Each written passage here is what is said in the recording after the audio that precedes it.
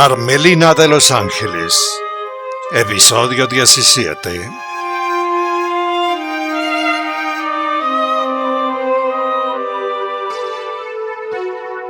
En el episodio anterior llegó el virrey al municipio de Sopó.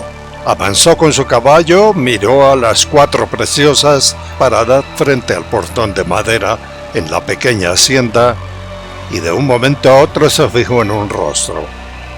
Luego descendió y se quedó mirándola. Se quedó mirando a la Carmelina. Y aquí continúa este cuento de tiempos de colonia.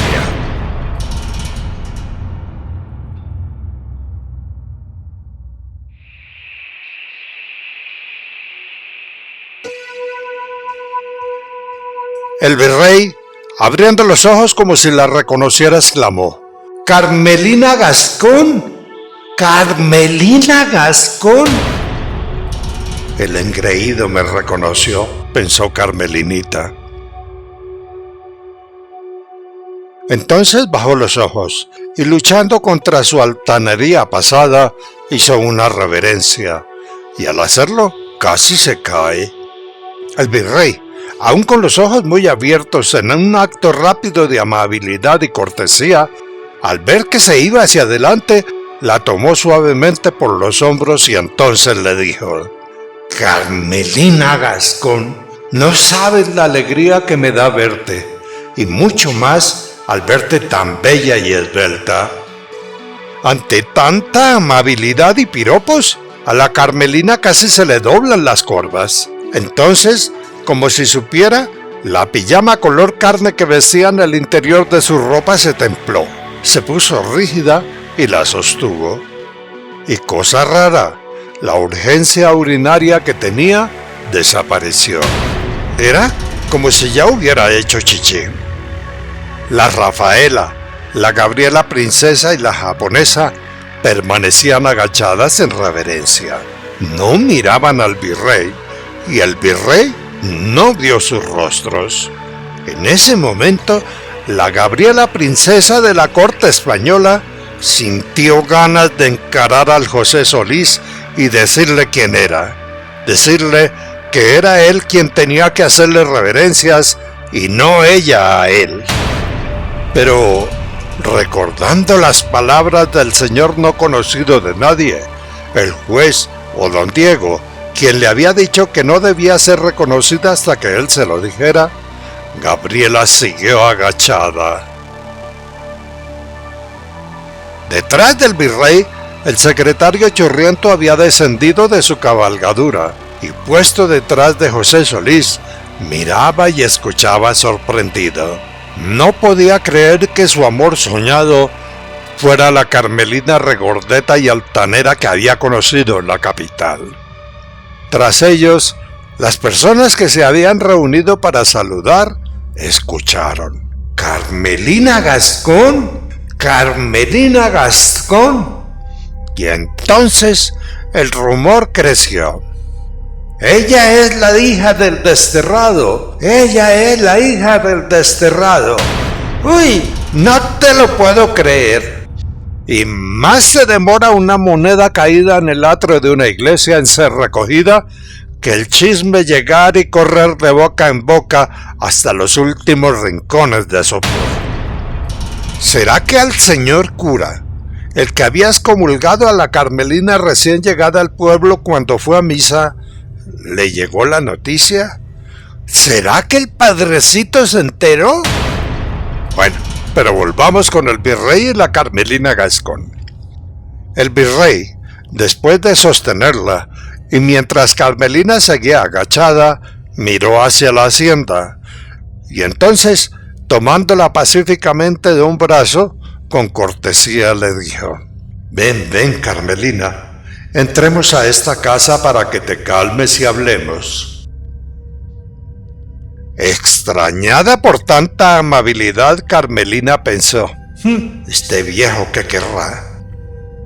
Aún así, la Gascón, ahora flacuchenta repuestica, se dejó llevar.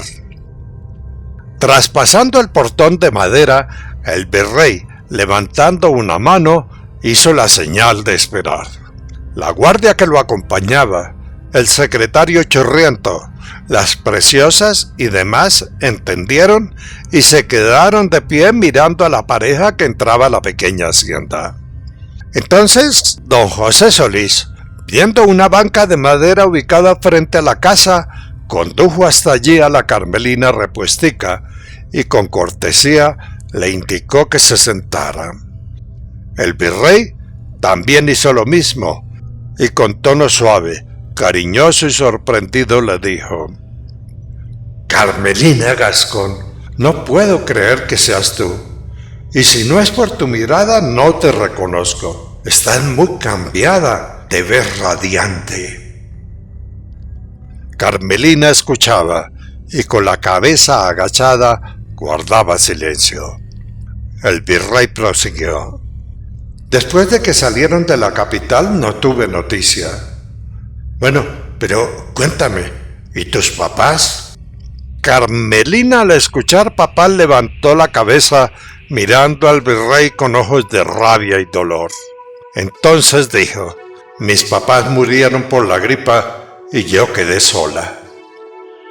Al escuchar que los papás Gascón habían muerto, el virrey, diciendo que lo sentía mucho, allí sentado puso los brazos sobre las piernas y se agachó en silencio. Como no decía nada, Carmelinita continuó. Siguió contándole su historia al virrey, que escuchaba en actitud de compungido.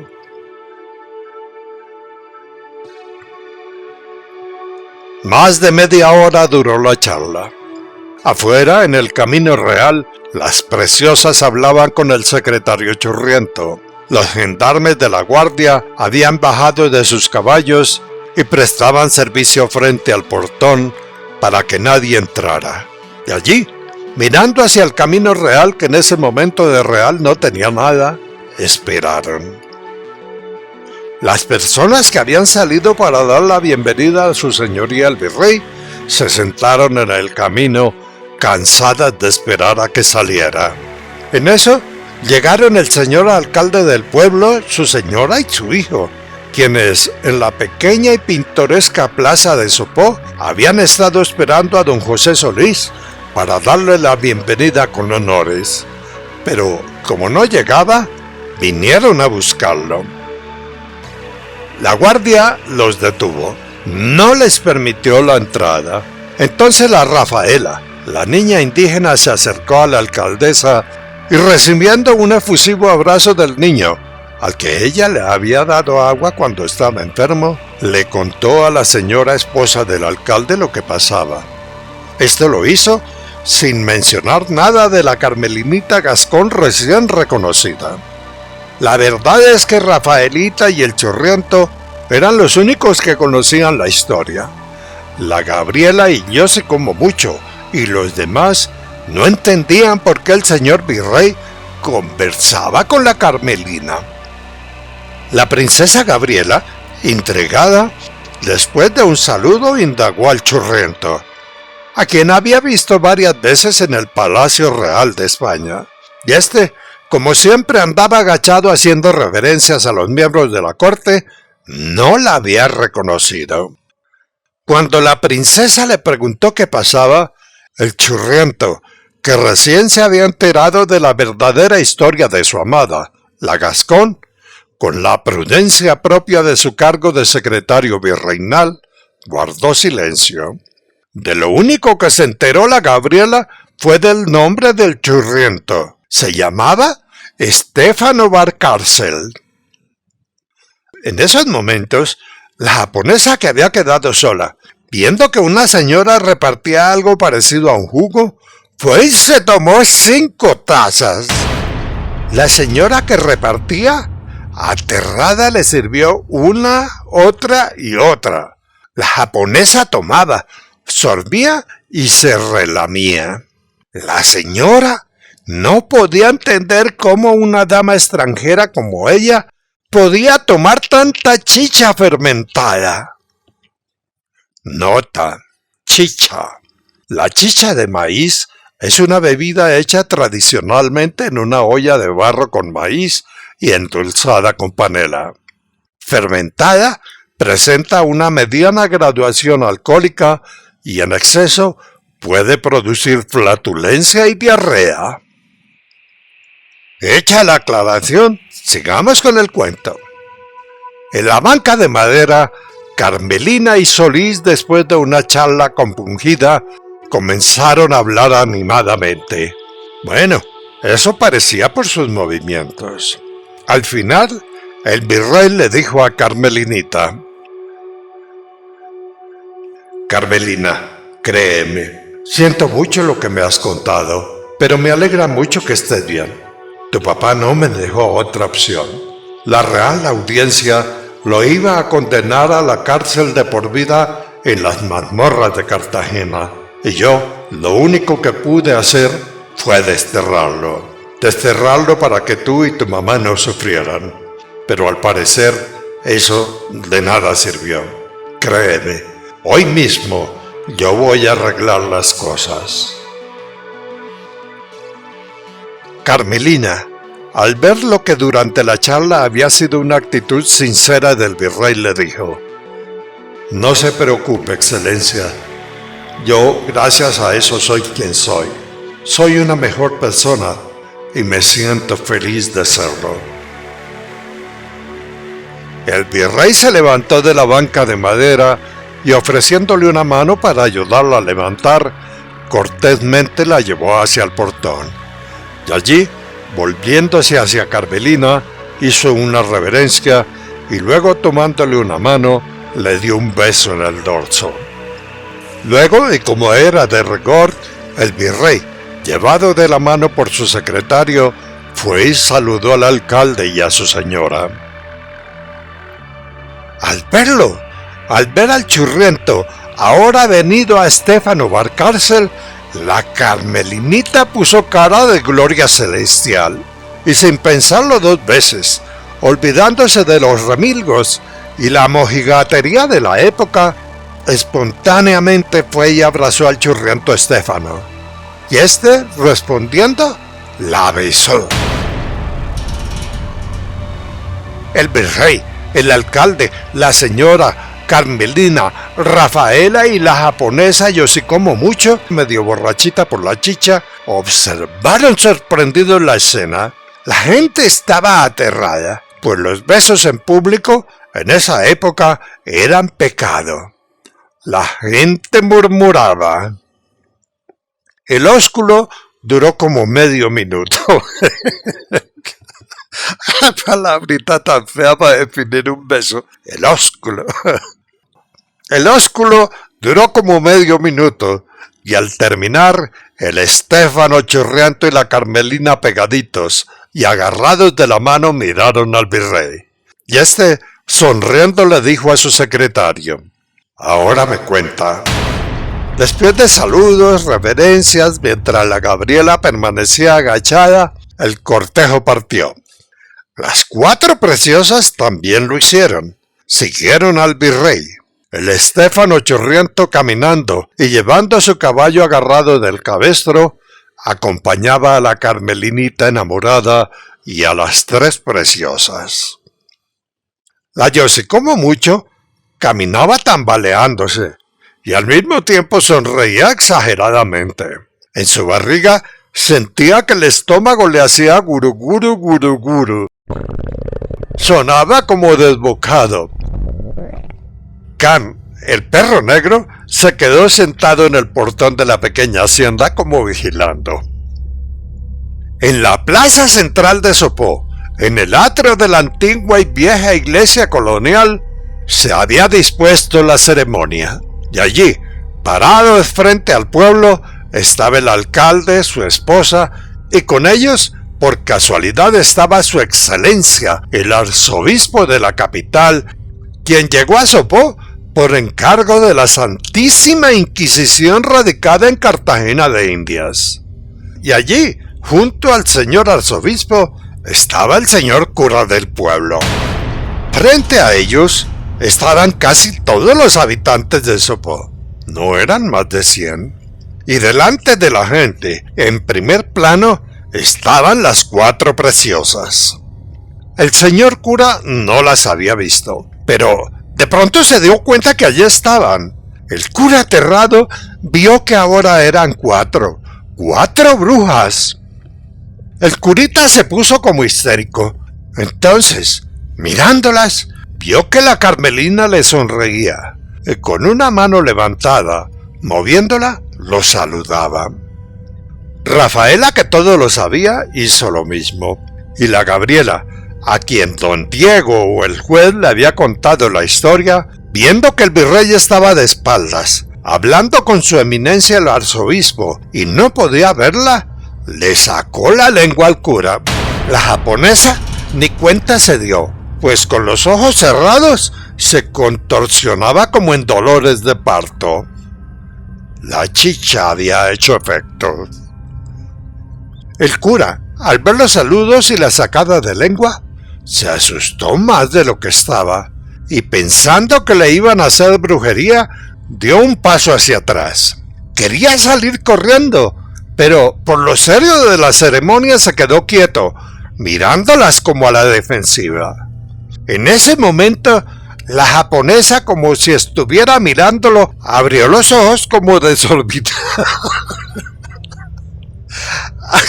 Abrió los ojos como desorbitados mientras se contorsionaba.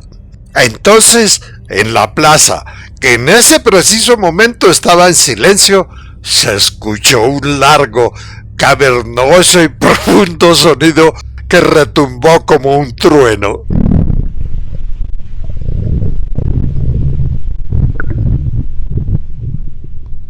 Cuando el sonido terminó, el cura levantó los brazos y gritando ¡Brujas! ¡Brujas!, se metió corriendo a la iglesia. Entonces la Carmelina y la Gabriela miraron a la nipona, y la Rafaela, la niña indígena, acercándose le dijo en secreto: «Levanta la rodilla». En la plaza y en el atrio, después del extraño sonido, todos quedaron como asustados mirando al cielo, mirando a ver si había tormenta.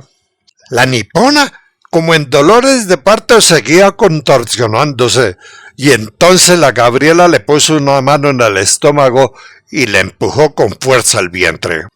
Lo empujó al tiempo que le decía: «Levanta la rodilla». La japonesa no escuchó.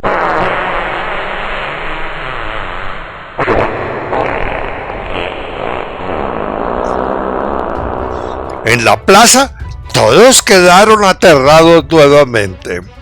Luego del retumbo, que no tenía ningún olor, la japonesa puso cara de placer y sonrió nuevamente. Entonces, Carmelina, como en secreto, le dijo a la Gabriela princesa: «Ya se cagó».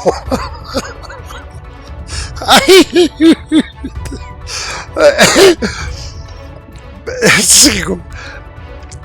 Al momento, intrigadas por lo que pasaba, después de hacer popó dentro de la pijama color carne, Carmelina y la Gabriela dieron un paso hacia atrás, y entonces le levantaron la falda a la japonesa para verle la cola, para ver si allá había popó.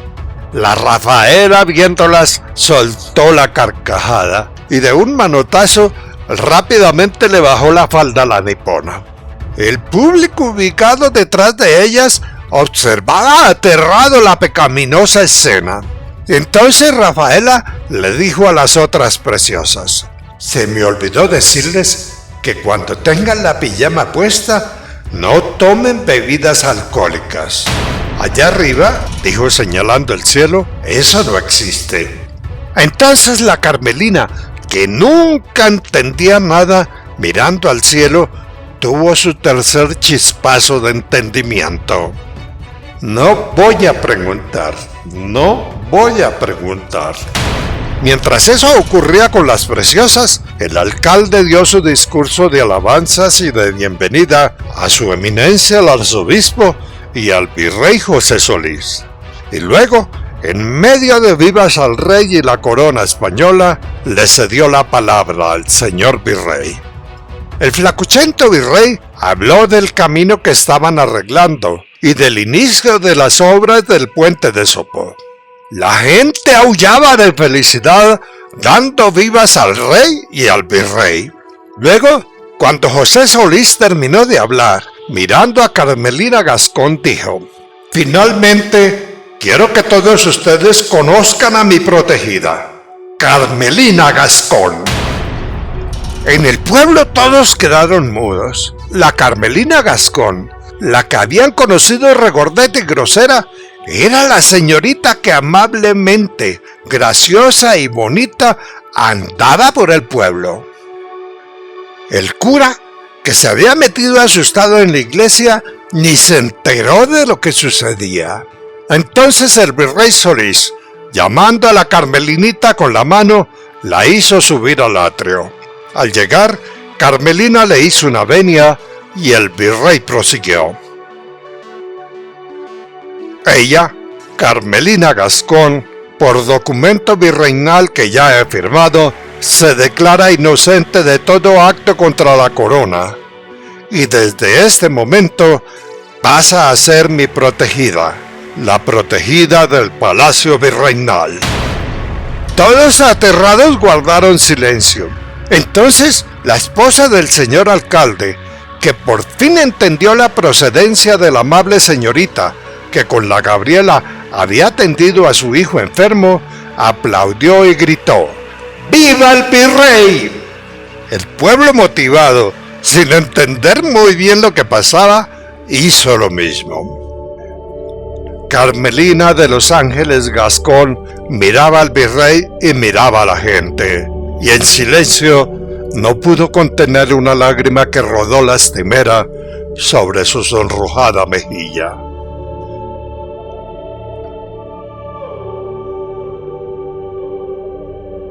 Eso pasaba en la plaza. Dentro de la pequeña, rústica y colonial iglesia de esa época, el padrecito, asustado por las brujas, por orden del arzobispo, ordenaba la nave central con una mesa, mantel y candelabros, además de varias sillas. El padrecito ni se enteró de la orden del virrey, ni sabía que habían llegado las cartas de la Santa Inquisición en Cartagena de Indias. Él solo pensaba en las brujas y rogaba al cielo para que un día fueran condenadas. Este cuento continuará.